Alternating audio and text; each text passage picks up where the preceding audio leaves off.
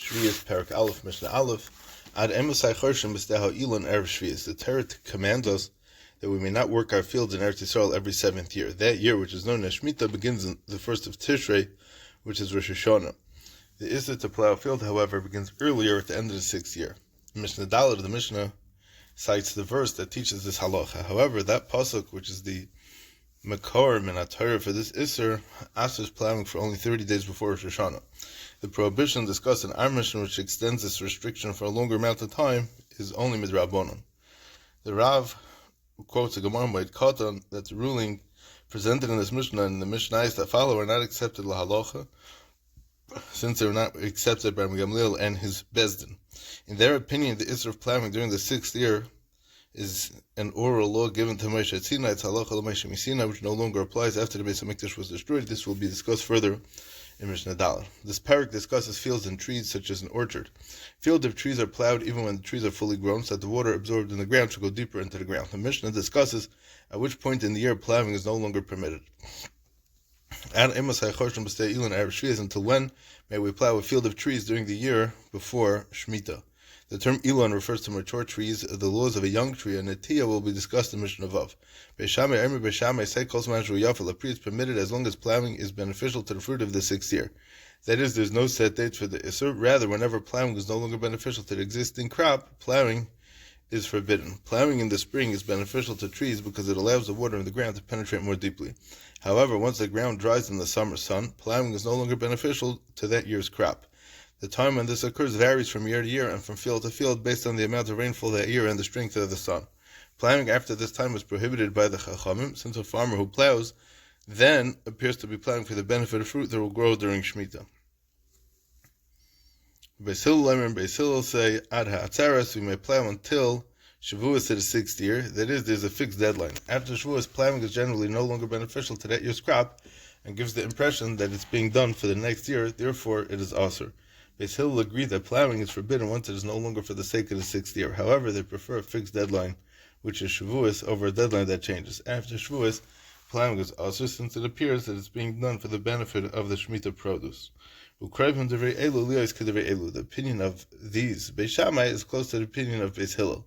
In practice, the opinions of Beis Shammai and Beis Hillel are very similar, since the time when plowing is no longer beneficial to that year's crop is generally close to Shavuos. These two times are close to each other. However, Beis Shammai's deadline is usually a short time after Shavuos, making their position somewhat more lenient than that of Beis Hillel. Mishnah Beis. Ezu Sedeha Elon. The previous Mishnah defined the point during the sixth year when a field of trees may no longer be plowed. But not every field in which trees grow is considered a Sedeha Elon. In order for a field to be considered a field of trees, certain requirements must be met. If not, the field has the status of a grain field, which is prohibited from an earlier date from the Pesach before Shemitah, as is going to be discussed in the beginning of the second parak. This Mishnah discusses when a field in which trees grow is considered a field of trees. So, Ezehu Steha Elon, what's considered a field of trees? Kol Shlosha Elonis LeBeisa, any field that contains at least 3 trees planted within a Beisa area, which is 2,500 square amas, approximately 6,200 to 9,675 square feet. The Mishnah teaches that if a Beisa contains 3 trees, the entire Beisa provides nourishment for the trees, and the entire Beisa may therefore be plowed after Pesach. However, if a Beisa contains only 1 or 2 trees, the full Beisa is not needed for the nourishment of the trees, and the field is thus not a field of trees. The halacha in that case is that only a limited area around each tree may be plowed, as the Mishnah states in the case that follows. According to most Shittas, each of the 3 trees may be located anywhere within the Beisa. Even if they are clustered together, they nevertheless draw nourishment from the entire Beisa. However, there must be a space of at least 4 amos between them, as we will see later on in Mishnah Hay. If each tree is fit to produce a block of pressed figs that weighs the equivalent of 60 Italian mana. What are these blocks of pressed figs? Dried figs would be pressed together to form blocks that resembled loaves of bread. That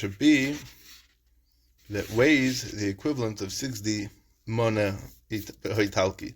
A mana is equivalent to 100 dinar. The Italian mana weighs the equivalent of 9,600 grains of barley. If based on the size and strength of the trees, each tree could produce enough figs that when dried and pressed together, they would weigh 60 mana, a total of 63 pounds. The surrounding Beis is considered a field of trees. The Mishnah uses the Italian money as a standard because its weight was identical to that coin that was used in the time of Moshe Rabbeinu. The next Mishnah will teach that it is not necessary for the trees to actually produce this amount of fruit. It's permissible to plow even for a tree that produces no fruit, as long as the tree is large enough that it would produce the required amount if it were a fruit-bearing tree. We may plow the entire Beis for their benefit even after Pesach, until the time recorded in Mishnah Aleph. However, if they produce less than this amount, the field is not considered a field of trees, and we may plow for the benefit only for the area around the trees that's directly beneath the branches, as well as the amount of space outside of each tree that one is harvesting and that the one who is harvesting and his basket take up. Once Pesach arrives, only this area around each tree may be plowed. The rest of the field may no longer be plowed. The word oira is a verb, usually refers to one who harvests figs.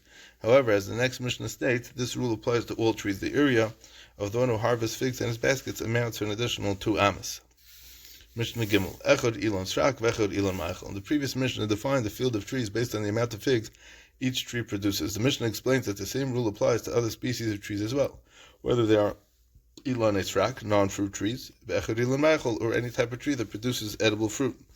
So such trees are planted for their wood, the ones that don't produce trees. As long as there's moisture in the ground, plowing is beneficial for the tree since it thickens its trunk. After this time, plowing can damage the tree. So we view them as if they were fig trees, and thus a fig tree of such size would each produce a loaf of pressed figs weighing 60 Italian mana. We may plow the entire Beis for their benefit after Pesach until the time discussed in Mishnah Aleph. However, if fig trees of such a size would produce less than this amount, we may plow only their immediate surroundings, as explained in Mishnah Beis. The Chachamim based the calculation on the produce of a fig tree because of its large fruit and high output. Therefore, the difference between the amount of fruit produced by a large tree and a small one is more evident. This makes it easier to calculate the output of a fig tree by knowing its size. Mishnah Hey, Mishnah Dalet. In the previous Mishnayos, we learned that in a field of trees, the entire Beis must be plowed after Pesach of the 6th year. For a field to be considered a field of trees, there must be 3 trees growing in the field.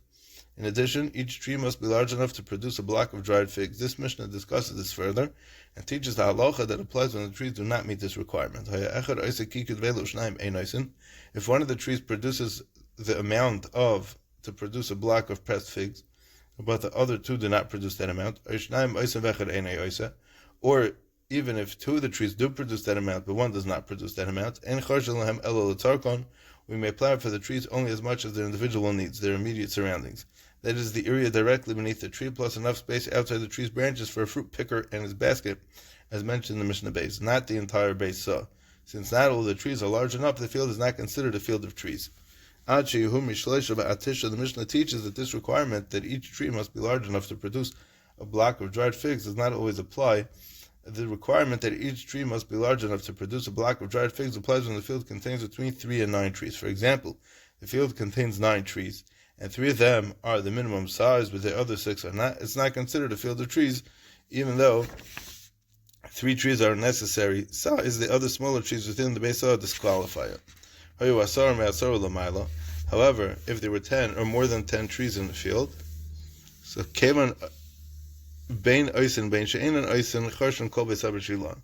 then regardless of whether they produce the minimum amount of fruit or they do not produce the minimum amount of fruit, we may plow the entire Beis for their benefit. That is, a field of 10 or more trees is considered a field of trees regardless of the amount that the tree produces. The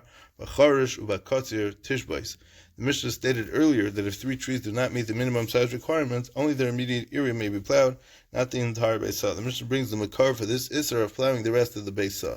This will also explain the basic halacha that asur plowing a field when it's not beneficial for the crop of the 6th year. The pasuk says, 6 days you shall work, and on the 7th day you shall rest. During plowing and during harvesting you shall rest. Now the first words of the pasuk are obviously speaking about Shabbos. The final words, during plowing and during harvesting you shall rest, however, are puzzling. Those words too seem to be speaking about Shabbos, but it's difficult since the issue to plow and harvest and to perform all malach on Shabbos has already been taught elsewhere in the Torah. Apparently, then, the final words of this pasuk are referring to the year of Shemitah rather than to Shabbos, and the verse is speaking about the Isra of plowing and harvesting during Shemitah. The pasuk is teaching us that on those days that the Torah says you shall not work, on weekdays during plowing, during harvesting you shall rest. That is, there's a time when plowing and harvesting is prohibited, even on weekdays, apparently referring to Shemitah. But there's no need for this pasuk to teach that plowing and harvesting is also during the actual year of Shemitah, because that also says in the Torah. The Torah already asked harvesting during Shemitah. Therefore, since the pasuk is not needed to tell us the Isser of harvesting during Shemitah, it can be assumed that it's also not speaking about plowing during Shemitah. Rather, the pasuk is answering plowing on Erev Shvius, which is the end of the 6th year, whose effect enters Shemitah. That is, plowing during the 6th year for the benefit of a crop that will be harvested in the 7th year. It is evident from this Mishnah that plowing before Shemitah is also in Torah. The Gemara Moed Katan and Daf Gimel teaches that this Isur D'Oraisa does not take effect until 30 days before Shemitah, which would be the beginning of Chodesh Elul before Shemitah. Nevertheless, the Rabbanon answered plowing from an earlier time. Exactly when that prohibition takes place is the subject of disagreement between Beis Shammai and Beis Hillel in Mishnah Aleph. As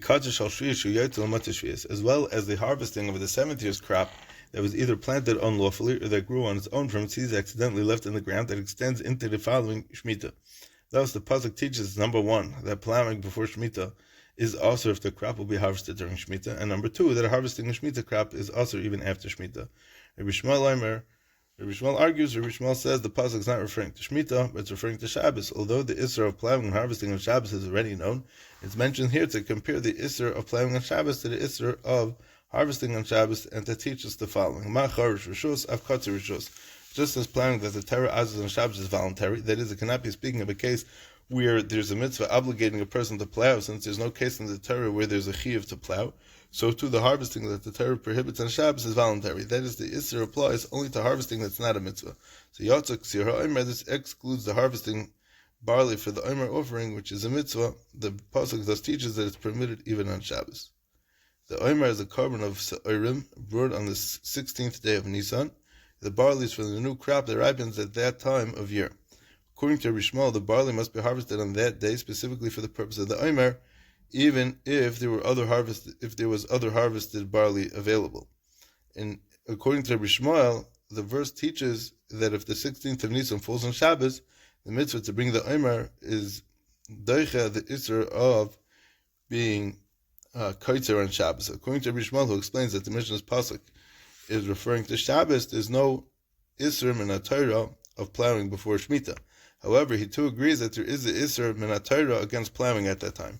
According to Rishmal, though, the Isser is part of a halacha l'maishem Sinai, which has no basis in the psukim. There's a practical difference between the two shittas. If the halacha is derived from the pasuk, it applies nowadays as well.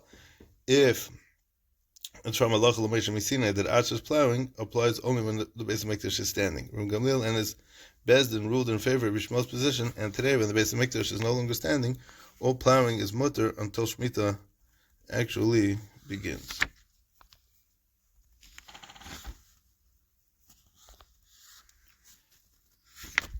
Mishnah Hey. Shloisha Ilana Shal Shloisha Anosh. And the Mishnah continues its discussion of the requirement that a field must contain 3 trees for it to be considered a field of trees, addressing some of the conditions that apply to those trees.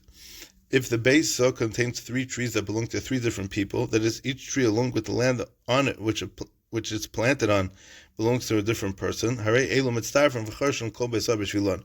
nevertheless combine to form a field of trees, and we may plow the entire Beisah for their benefit. Rather than viewing each tree as an individual tree growing on its own plot of land, we view the trees as if they all belong to one owner. Thus, the field is considered a field of trees.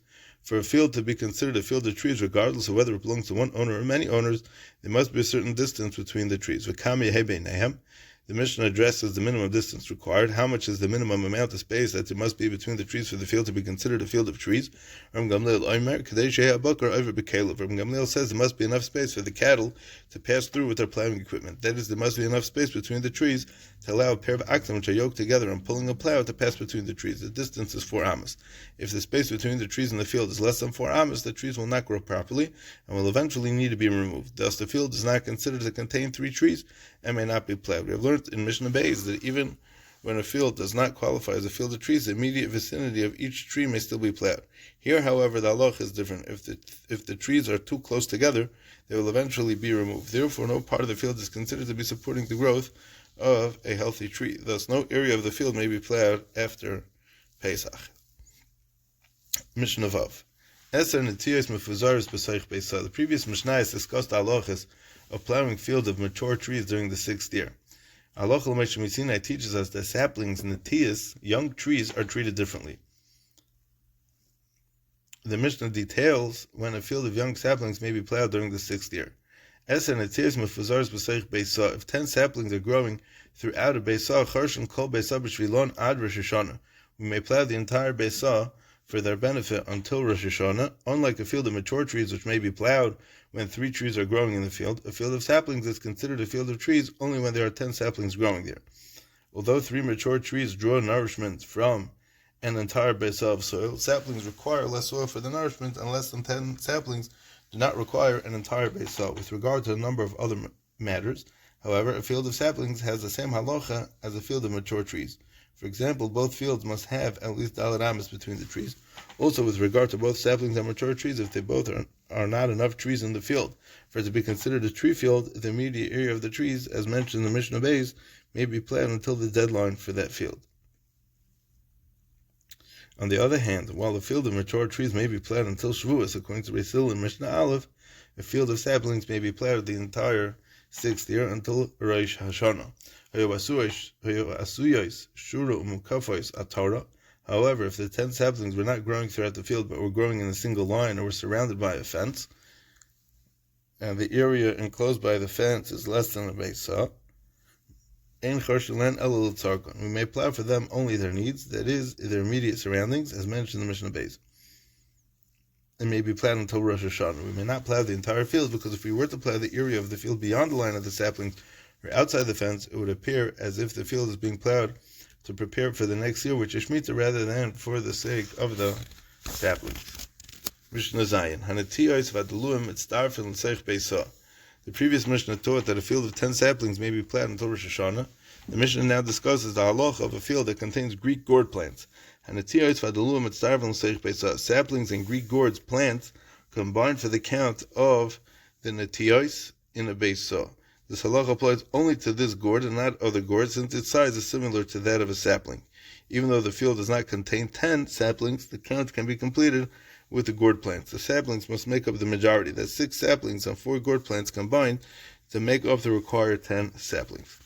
Reb Shimon Gamliel says, even if there are 10 gourd plants to a beisah, without any saplings, Charshin Kol Beisah Ad Rosh Hashanah, we may plow the entire beisah until Rosh Hashanah. According to Reb Shimon Gamliel, gourd plants have exactly the same halacha as netias. Therefore, even if the field contains only deluim and no netias at all, it's considered a field of. It's considered a steha'ilan, a field of trees. Mishnah Ches. At Emasai Nikru netias. The previous two Mishnayos discussed halachas of netias, which are different from those of a regular steha'ilan, a regular ilan. So the Mishnah defines a sapling. Until when are trees considered saplings? Rabbi Elazar ben Azariah says, until their fruit become deconsecrated from the status of neter avai. What does that mean? During the tree's first 3 years, its fruit is aser b'hana. This isser is known as orla. The fruit of the 4th year, known as neter avai, is kadosh and must be eaten in Yerushalayim. If the owner does not wish to transport his fruit to Yerushalayim, he may redeem the fruit for money, which removes the kedusha from the peiros. The money is then taken to Yerushalayim and used to purchase food that's eaten there. After the 4th year, the fruit has no special status. According to Rabbi Elazar ben Azariah, a tree is considered a netiyah until its fruit is no longer the status of neter avai. Thus, once the owner redeems the fruit of the 4th year, the tree is no longer considered a netiyah. If he did not redeem the fruit and instead took the fruit to Yerushalayim, the tree is considered a sapling until it bears fruit in the 5th year. Rabbi Yeshua says until the trees are 7 years old. Rabbi Kiva says a sapling is, as its name suggests, it is until 1 year old. Until it's 1 year old. Rabbi Kiva understands that a tree is referred to as a sapling and newly planted only during its first year. Ilon shenigmam v'hoitzi chalifin. If a mature tree was chopped down and its stump grew new branches, the halacha is mitefach ulamata kanatiyah. If the top of the stump is less than a tefach above the ground, the new growth is considered a new sapling. In this case, the remaining stump is not significant. Therefore, the new growth sprouting from the stump is viewed as a completely new tree and is considered a sapling. Similarly, with regard to the halachas of Orla and Ravai, even if the original tree was several years old, the 3 years of Orla will be started again. However, if the height of the stump is a tefach or more, the new branches are viewed as part of the original tree and thus have the halachic status of a mature tree. Divrei Reb Shimon. These are the words of Reb Shimon. Adkan.